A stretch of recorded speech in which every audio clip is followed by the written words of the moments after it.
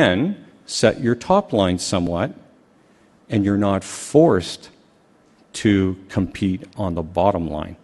So the cost. Most innovations in corporations are about driving costs down. Some examples, of course, are about driving top-line revenue. But if we don't motivate big sections of our economy to think about lower costs, because we do have global competition for return on investment. Our pension funds can invest anywhere. Our mutual funds can invest anywhere. But if those actors can achieve the same profits, trust me, being competitive and innovating is very hard. It's much easier to just simply raise your prices. So we have to think about this conundrum and what it means for us. Currency was mentioned earlier as sort of the pressure valve, if you will, for productivity. And certainly over the last 30 years, it has been very well used by us in the sense of we would gain a productivity hedge or buffer, if you will, through our currency. And yet, a simplistic view that many of us use about our country is the West is commodity-based and the East is manufacturing and services-based. Well, the dilemma that we have, not unlike the Greeks within the euro, etc., those sort of feedback loops that economists will look to about currency exchange, we've become unhinged on this now because we have more and more a petrodollar. So our natural feedback loop that says, okay, you're 30% less productive than the Americans, well then we'll mark down the Canadian dollar by 30% and we're all set. Well, we don't have that now. And so we do have a bit of a perfect storm happening for the east of the country. And I'm oversimplifying this, of course, but it is nonetheless a challenge for us to think about. So what do we do about this? The boy rode on the donkey and the old man walked. As they went along, they passed some people who remarked, "It was a shame the old man was walking and the boy was riding." The man and the boy thought maybe the critics were right, so they changed positions. Later, they passed some people that remarked, "What a shame he makes that little boy walk." They decided they both would walk. Soon they passed some people who thought they were stupid to walk when they had a decent donkey to ride. So they both rode the donkey. Now they passed some more people that shamed them by saying how awful it is to put such a load on a poor donkey. The boy and the man said they were probably right, so they decided to carry the donkey. As they crossed the bridge, they lost their grip on the animal, and he fell into the river and drowned. And if you try to please everyone, of course, you will eventually lose your ass. And you know, when I saw this is so Canadian.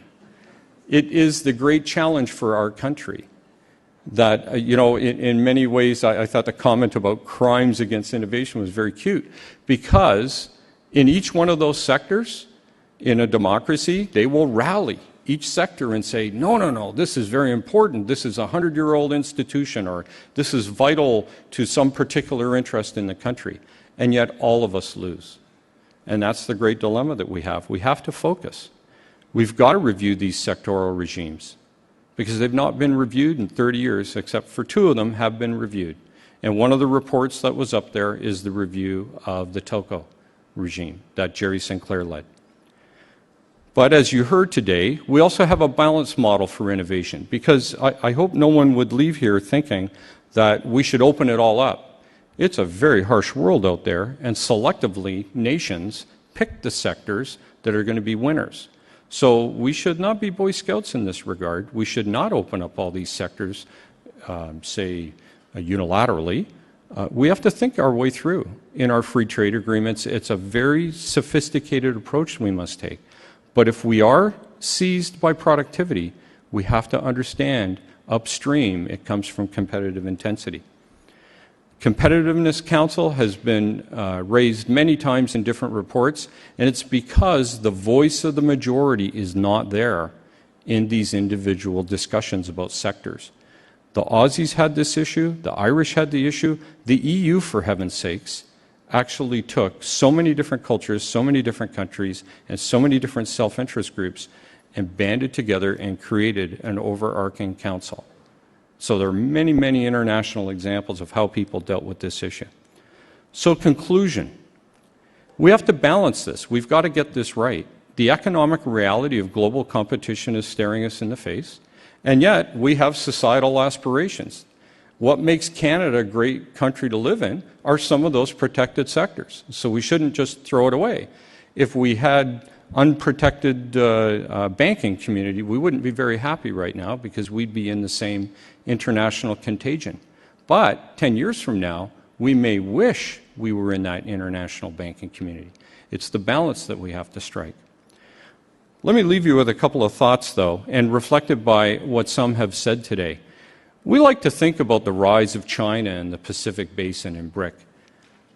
They're not rising, they're simply returning. We should all realize this lesson of economics from the past. The Chinese failed to seize the Industrial Revolution and doomed their citizens to centuries of lower quality of life. They're simply returning to where they were in the Roman era. So we should realize that when we consider the impact of all this, because suboptimal productivity at this critical juncture, when we're switching from the Industrial Revolution to the Information Revolution, this is a very bad time to be lagging.